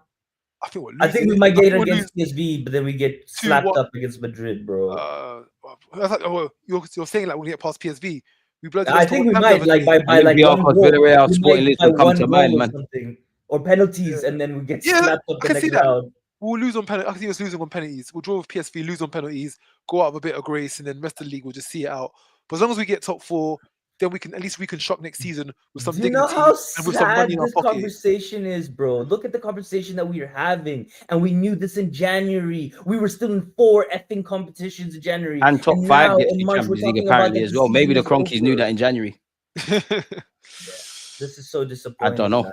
2 more months. If like we don't this, get anything in the pit, for me, if we don't come out of the away leg is the first game, right? If we don't come out of that with something, I think it's even scary. a draw. I agree. Even if it's not even if we don't come out of there with a draw, and then that's assuming we beat them, which is Real Madrid and Atletico. Boy, we're going away in a Champions League knockout game with Ethan, Marino, Lewis and Trossard as our Kelly. front 3 attacks. Yeah, that's our front. And you know the saddest thing? We've got the most hope in Ethan. Ethan showed the most consistency. He's a 17-year-old, just popped his virginity in the Champions League. In fact, professional football. It speaks volumes of the players. It speaks volume of the club. And thank the Lord, actually, these, Lewis Kelly and him have popped on the scene, and indirectly Tierney's an option to some degree. And DG, you know what that goes back to? Full circle back to Smith Rowe and Saka's carrying us 4 or 5 years ago. Now we're back. We could have even recalled Fabio Vieira. I'm not saying he would have done anything, but a body. Do you know what happened there? Do you guys know what happened? There's a clause in Fabio Vieira's contract that says if he played a certain amount of games, then his full season loan would be activated. And we waited two weeks in the window, and then that appearance thing got activated, and then we couldn't bring him back. How stupid! How stupid! This is why it's a laughing thing now, man. It's not. There's no point getting angry. Like, there's no point. I get more angry when my Sunday league team loses. There's no point getting vexed. What's the point? These are novice mistakes. These are novice mistakes, man. Like, there's no point getting vexed, man. There's no point damaging your mental health, your physical health, wondering why. We can't change anything. We can do a little therapy session. But when you like hear even things like this, it Marie hurts, Calafiori up front. And do you know what the saddest thing is? It's a legitimate thing that we're all on. Look at where we are in the season. I don't think anyone's necessarily against the way he hit the post. Oh, bro, that guy's not a defender. That guy, I'm sorry, he's not a defender. I can see and Tierney's cross as well. Look at the things I'm trying to hold on to. It looks crazy. Look at Calafori's 2 goals. The goal against City and the goal against, I think it was crazy. Those are actually decent goals. Yeah. Goals like those aren't. Those are not a defender's goal. That's not an easy goal to score. Gabby scores headers, defenders goals, but Calafori, you can tell he's played striker goals from before. Yeah, he's played striker back in the day or something because he knows. I mean, a defender where he's not done anything good defensively. I'll persist with Calafiori, but he's a hazard at this moment. He's a hazard. Like defensively, he's and it goes back to the summer, in it, signing people that's going to help us. And we spent 40 million on this stallion, and he's good, and obviously it's clear he's talented. He has an engine. He's got. People just fancy him, Arteta and Odegaard, man. It's all over, man. It's over. It's fully over, man. Like the fact that we're on the stream and there's people commenting, California is the 9. We're finished. We're this is what I'm saying. And if you said that in August, it's mad. Now it's legit. You actually are. It's a legitimate point. We're turning into the banner era again, where we're just doing all kinds of. We're in it.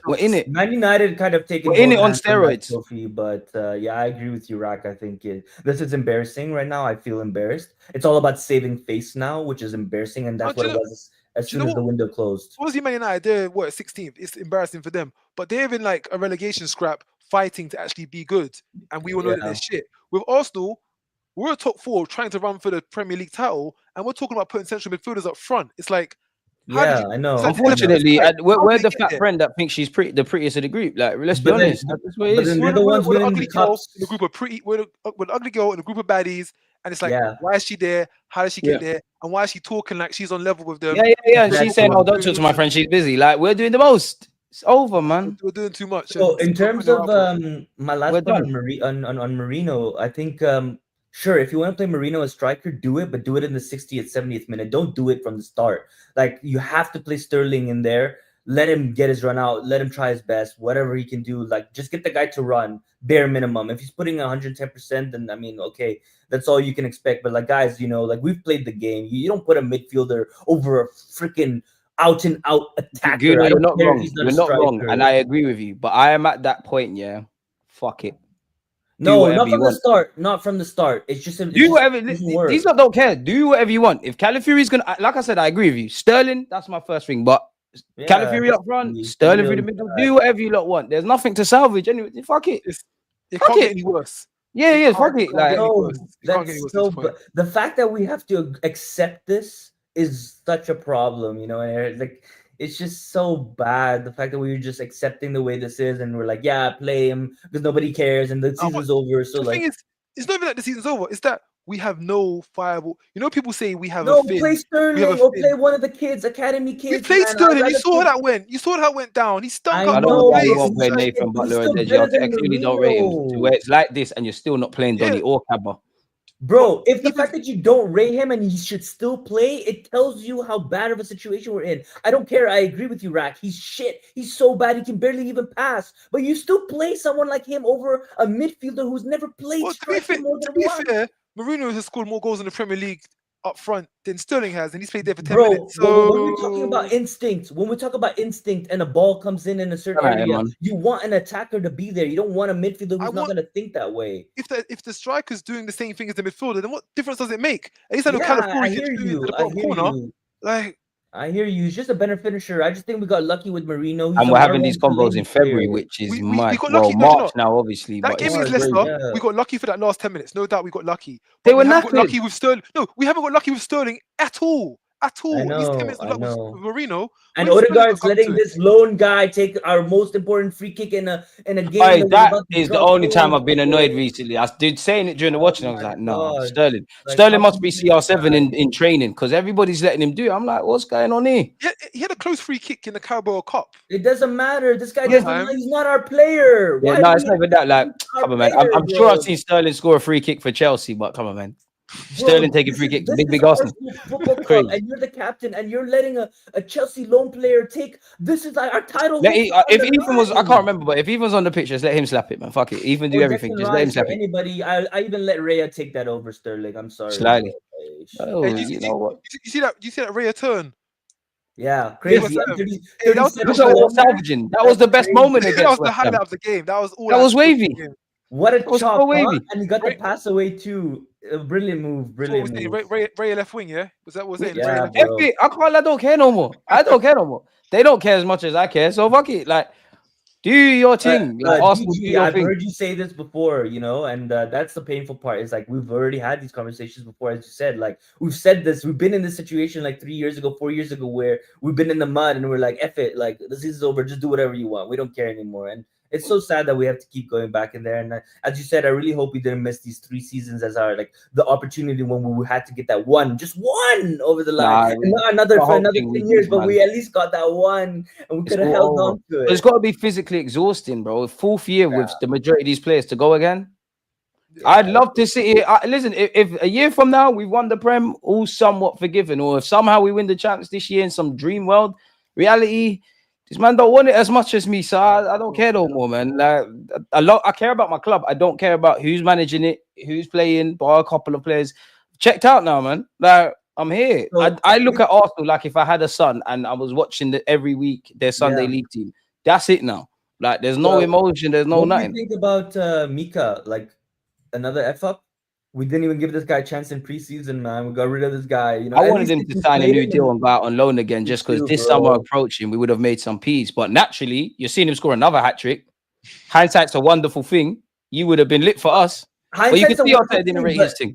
You had to give him a chance, right? Because if we gave him a chance and he was shit, and then he went and did this, people would be like, okay, like we gave him a chance. He didn't do much. We showed he didn't. We were happy to let him go, but the fact that the club mismanaged it and we didn't even give him a chance, and then now he's doing what he's doing, it looks foolish. I miss all the strikers, bro. I miss Lacazette, I miss Aubameyang, I miss Balogun, even though he didn't really get a chance. I miss Eddie Nketiah because at least I've seen you score a hat trick. I told my fans this all the time, my subscribers. I was watching Eddie Nketiah compilations. That's what the club has done to me. When I sat there and watched it, then I was like, yeah, I'm out now, man. Look at that. Down bad, yeah. Down bad, bro. And you know how finishes is falling on the floor and that. I'm done, man. Before we get out of it, last question. Yeah, it's a question for you. Is Martinelli worth over 70 mil? Someone get bumped if that's the case. I'm on it. Nah, Martinelli is one of my favorite players, and it's clear and obvious that Arteta has not improved him, and he's really sucked the life and energy out of him. Martinelli is the type of player on the playground as a kid that just wants the ball and he wants to run and he wants to dribble and he wants to take on players and he wants to go and shoot, and that has been completely removed out of his game over the last few years because of how tactical and robotic our team and our play is, and I don't think he's worth 70 million. I think he's probably worth 50 million. I think 2 seasons ago he was worth 70 million, but if someone gave me 50 million today, I would maybe have to take it. My personal take on Martinelli is I'd give him another season. So right now, this is his last season for me. I think he should be demoted to a squad player, and we should get an improvement. And that person should start, whether it's Nico Williams, Rafael Leao, whoever that is. I think Trossard should move on. Martinelli stays. He better shape up with competition, with all that. Like, I'm hoping that environment will change for him, and it'll bring him back out. And if it doesn't, then I'll sell him in January or I'll sell him next summer. But I'm giving him one more chance. You say Trossard's got to move on, but in certain games, Trossard has been more clutch than Martinelli. So sure, but Martinelli needs to move on. They both sit on the bench for me. Only the contract thing with Trossard makes me say safe. They do both sit on the bench because they both should be squad players at this point. But in the last few games, it's been Martinelli. And have lots as well. All you lot sit on the bench, man. But Martinelli's injured the last few games, and Trossard's been terrible. What has he done? He's done nothing. Nah, I can't lie, they're bullshit, man. I love Martinelli, they're bullshit, man. The assist versus Leicester, the goal versus Tottenham. He's crept up. Him and Martinelli, both of them have been hot 2 seasons They're both crap, man. Trossard was on another level. Trossard has also fallen off the planet. That's 2 seasons ago. We're talking about now. This season, Martinelli and Trossard, neither of them have really made a full in the last 2 years, including this year, Trossard's been better than them. Wait, Rack. Because Trossard is older and there's interest from Saudi and he has a family, it's just easier to move him on. He came in as a project player. It wasn't expected that he was going to be here forever. So personally, like, if I'm thinking strategically, I'm just moving Trossard on because I think it's the right time. And I'm giving Martinelli one more season. And if he doesn't prove it, then sure. Okay, sell it for 15 million. Both on the bench or shot both of them. I don't care about none of them. Yeah. If you didn't pull your weight this season in any way, I don't care about you, man. I'll be real. If your name's not Raya, for me anyways, Raya, Magalhaes, Saliba, Timber, by default, Benjamin White, Bakayo, Ethan, Lewis Skelly. That's it. That's about it. Maybe 1-2 players were missed out. Like, everything's up for debate. And really and truly, Partey, you've been all right this year as well in comparison. Gabriel Magalhaes, you and Raya, I'd say. You two, really, I'm like, I got no energy. You lot be the last person I question anything, especially Magalhaes. Yeah. You've stepped up. You lot know me. I'm not one of them guys about stripping captaincies and who wears the armband and all of that. But you look like the captain. Certain man don't. Or Declan Rice, one of the two. Gabby's the longevity of the club.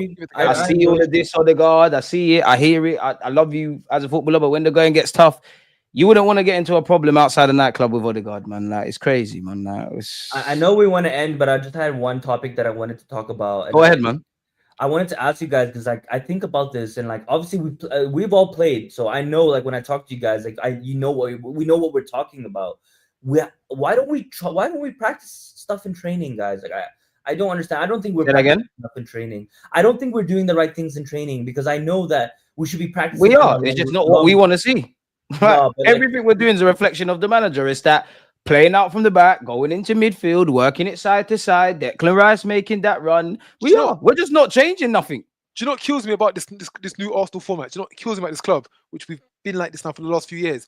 We have a fast twitch fiber in our team. The ball comes up for a break. We will wait and let everybody else come back up. So remember the days because the gaffer's telling them we just go. I know. That infuriates me. Liverpool will sit on the high press, wait for a counter, bam. There's no invention. There's no intention. There's no inspiration. And the hardest thing to do is score goals. Yeah, Arteta needs to kind of strip it back. And I know you're able to do it because you played exciting football at points, but you might be too scarred from the 2022-23 season defensively. You're too fixated on controlling all the variables, and that's great. But Pep Guardiola, Jose Mourinho, Arsene Wenger, Conte, they all look at football differently, innit? You still got to put the ball in the back of the net.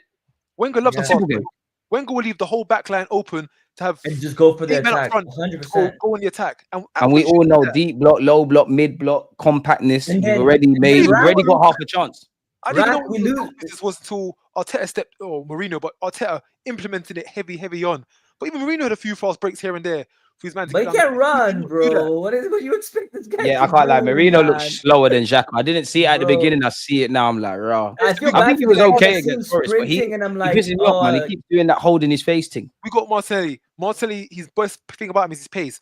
We've got at least one player who can carry the ball up. Yeah, he looks down, but he'll get up you the need pitch. more than one player, bro. You can't just have one player to carry the ball, and then what? You get to the final third, and then what? You just Rice recycle, can go backwards. Martelli can sprint. Come on, try new things. Passing it sideways isn't going to get us through. I agree. This is Right, why I my said I'm point. past it. We Because need we to saw work this on when it food. wasn't this bad. I'm past it. If this is what Arteta wants to But do, DG, that's do my your whole thing. point. That's why I'm asking you guys why we passed it. You're saying we've already seen it. That's my point. Why are Arteta we won't change it, bro. training? Why are And we you're right, practicing but long-range Arteta's not shots going in to change it. training? Why are we practicing free kicks in training instead of keep going for corners? Why Wait, do we try to go for This free is kicks? his club now. Why have we not scored a corner or a set piece goal in like almost 2 months now? What's going on? The juice ran out. Like I think it's people not have figured Arsenal it. anymore. It's People have figured Arteta this FC. out. It's over, man. KSC Limited. Like it's. Yeah, Wait, you can't Sherwood depend on just scoring from corners all the Sherwood time, got bro. Like, demoted or people are gonna something. figure you Remember out. in November, we scored like almost all our goals from corners. Now I can't remember a corner goal. Our corners They've looking clocked it kinda now. It's We clocked. scored one recently, but there was a big gap, and you're right. Since then as well, there has been another big gap Yeah. since we scored. We're a- finished, Man man. United.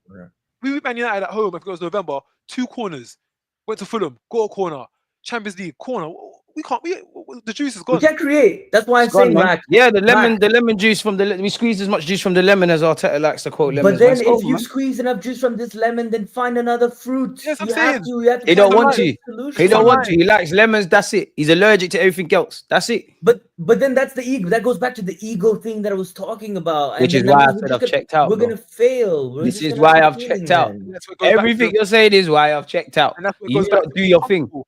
But being comfortable, I ain't got to get no more limes because we've got lemons that are rinsed out. But Yeah, we're exactly. keep going, It's just keep going. comfortable, and there's no Right, pressure. and it forget it, goes- man. Like, it's a culture thing now, Arsenal. Like, it's a culture thing. It's over. man. Like what I thought we was trying to do, what I believe we have the capabilities to do, just a bit more. You're either not on it or you're going about it in a very different way. Exactly. Even this Nuno Espirito Santo is boying us. How dare he? Big Arsenal. He's like, we don't need to play with 5 By the way, defenders. that's But the done same that. same thing as Troy Deeney. Remember when he said the thing about the cojones, and he was right. Same thing here again is happening. I think Arteta ain't got cojones in this regard, in this part of the season, man. Because again, in life, yeah, when you're scared, you revert to type. You know, that's a psychological thing. He's doing. Yeah. That's why, as dumb as it sounds, and I think it is dumb, doing the same things. When you're scared, you revert to what you know. As humans, we're creatures of habits, anyways. Which is why I've checked out. I mean, I would love to scam a Champions League, bro. If their football gods are real, we would do that. That would be great. Imagine with Marino. We deserve, with all the pain that we've been through, we really deserve to luck some trophy like this. Yeah, the club shies away from greatness, man. They're not on being great. Imagine the scenes, yeah. We get past PSV, we get Madrid in the semis, flipping 0-0 at the Emirates. Yeah, then when Neri scores or something, or Saka comes back. We shithouse the corner in like the 89th minute or something. Gabriel. First half, we shithouse the corner. We low block for the rest of the game. Take off all strikers. Deep block, and we somehow pull it off. Imagine the scenes like that. Imagine. I would love it, man. Imagine that. And the fine margins. If we won the the champs, then Arteta deserves a statue, especially after all of this. Yeah. Even if we win the league. No. You ain't getting no statue for winning the league. Come on, 20+ years. League final. How would you? You ain't getting no statue for winning no damn league. Champions League ain't been done before. Fuck that. Sure, I get that. I'm even at the point. This is mad sinister, and I know we're not gonna do it, but I'm even at the point where, boy, even if you won the Champions League, is it? And it's not gonna happen. Is it a paying up your contract and trying something else? Like you're really on borrowed time now, Arteta. And the thing is, I like you from a coaching perspective, but you're pissing me off. Too. If we got to the final Champions League this season, what are you lot saying? Nah, bro. I hear that. Big him up for that, man. I have to win it. You have to win it. You have to win it. No. Rack, for me, we lose on penalties to Barca or something. No. For me, Rack, if we ain't done nothing, if we made the you've final, given me more stress. You should have rubbed out against PSV then, if that's what you're on. Like, nah. Sorry, but for me, if we make the final, that's we save face this season. Personally, for me, I think I would say we save face this season. He's had enough. He's done. Yeah, I know, but like, come on, bro. If we made the final with this team and this contract, we beat Madrid. That means we beat Madrid. Made the final, bro. At least we didn't. Do you get a medal for that? No, but do you get a medal for that? Does that make history? Wait. Because so you lot are criticizing the club about finishing second and all forgiven. We've saved face. There's no damn face. Champions League. What am I doing? Champions League second. That's big. We'll take. If we win it, I'm Champions League with final that right saving now. face thing. Final. Hey, we gotta be honest. Considering right now where we are, where we're gonna be out of everything, we might even not even make a semi-final. If you told me right now, I'll take a final and nothing. That's the best case scenario Some for of the our fans season. were saying, "Bring on Madrid. We got the best team in Europe." No, Not you I two, never but said some were that. I saying never that. said Nah, I that. can't hear none of that. Yeah, people are stupid Okay, to but even have been mentioning to that. get to a final, we got to beat Madrid. We beat Madrid and we make a final. Isn't that not something to say this season? Statue. That's like I said. You Yeah. win it. You've saved bare faces. You've saved generations. I'll tell you, you can get a lifetime contract. I will be shameless. All is forgiven if you win that Champions League. Not if you get to no fucking final. Like you better win it because that's still a nearly man thing. Our European history is still shit. Then you get your statue, man. Like, no, man. Like, no. If you don't win that Champions League, I'm not on that, man. You have to win it. We all remember 2006. 13 minutes away from winning a title. Rack, I promise you, if we were in the final, DG would be going crazy before No, the final. yeah, So for the moment, hyped but for when that I win it, I final. love Arteta. Yeah, Yeah, no, I if we win it, I swear, like the guy. bro. Bro, I always believed in you, Arteta. If we win it, I always believed in you, man. No, All's don't forgiven. forget win it. Even if we make it to the final, of No, course, stop this bro, making it thing. listen, DG. Let's be honest. If we made a final, we would all I'm be being behind the honest. I club. don't know what you lot are doing. I'm not on that. No, I know we're not If we gonna made make the it, but final, we're it'll saying recruit- hypothetically, if we made it, of course I'm gonna back the club. Of course I'm gonna fall in love in the club, and I'm gonna root for us to win the final. Nah, if we get to even the if we final get and lose, I feel the same humiliated. way as No, now. but it's- Big up no, you no, lot no. for getting to the final, but it highlights needed players with No, X bro. factor and difference makers, as they It's the say. journey. It's the journey that counts from it. Last season, we got to the final day, Nah, I'm not on lost the by journey one thing no more. game, and that's why we were so crushed. If we were to get to the final, we're following the journey. We watch them playing good football, and we come up one short. You can't be mad at the team. You can't be. Nah, that's dead. Nah, that's dead. You can't That's be. dead. You say that now, Nah, but I That's hear both dead, sides. man. I That's hear both dead. sides. Man, you'll that's be out dead. there. You'll be happy. You'll be celebrating. I am not happy about losing the final. No, but you don't know if problem. you're gonna lose the final. This is why I said I'll check out. Up until the night of the final, you'll be happy. You'll be over the moon. Of Yeah. course, you'll be crushed by it, but the journey there, that's what makes you fall in love with the sport. Yeah, That's what makes one love for Absolutely. that. If you don't win it, there's no face saved. One love for the journey. As we said with the plane analogy on holiday, it's got to land, bro. It's got to land. I Got to hear clap you, G. It's a the tough one. pilot. It's because you Need love to the get club so need much. to get my suitcase from Mobile Airport. I'm not on that, bro. I'm not on it, bro. I love the club, bro. If we made a final, of course, I'm not gonna be happy if we don't win, because at the end of the day, we all know it's all about winning. But at least I could say, look, we made something of We the was there. season. We made the We was there, final. 2025. Yeah. Yeah, you know. lot will struggle with the club, man. I can't lie. Nah, to you. but we I look. can't lie, man. It's either we be miserable and we just give up now, or we have this fallacy that if we were to make the league the final, then at least we can say there's some improvement. Right now, if we get out of everything, there's no improvement. At least we make a final because it's a first time. There's no improvement, man. There's no improvement. It's a step forward. In the league, you can ultimately say, coming first, you win the title, brilliant. That's what everyone wants. That's like saying coming second, third, and fourth. There's absolutely no difference in any of those. You can come Slightly there isn't. on the last. We know there is, but there's not. On the last day, and then say, yeah, well, it's the same as coming second. Doesn't really make a difference. Get If into you the don't win the final, league, it don't matter, really. but if you get to it's a season. You reflect on the whole season. Look Yeah. at Man United last year. They won a cup, but they were bloody terrible. The whole I was season. more happy with And there was Arsenal. also that year where United finished second, but they were shitter than a lot of the teams. So it doesn't lie, but it doesn't always tell the truth. I can't believe you lot are saying all's forgiven for getting to a final. No, I'm not saying over. all is no. Champions Wait. League, Champions League final, big No. final, big stage. You beat some I'm big, not saying everything is forgiven. I'm just saying, like, at least we made something. buy some time. We'll buy Yeah, some at time. least you could say, okay, Arteta Yeah. will give you 6 months. You know, if we made the final, at least it's justification more than What- now when we win what nothing. We're not time? even going to make a final Because we're It's going to stay lose that anyways. Champions League final side to side. Haram ball settings, crosses into the box. We're not going to do what Wenger was doing. Like, so. Okay, Yeah, if I we think get to the final, it will take us to at least next January, where I'll be content to actually see what he will do then. If we have nothing, like as it's going right now, we're going to get second or third, and I'm not looking forward to the summer. I'm on his case about things. If it was the Champions League final, okay, till January, I'll give you some time. Yeah. To see Nah, That's you ain't what got I'm to. saying. Too much. As we've seen, too much can happen till January, man. If you get to the final, I'm angry, but I'm not as angry, but I'm still very angry. The summer needs to be perfect. And like this season, if there's any ifs and buts, and I don't feel the starting 11's been improving, we've got depth, I check out all over again, man.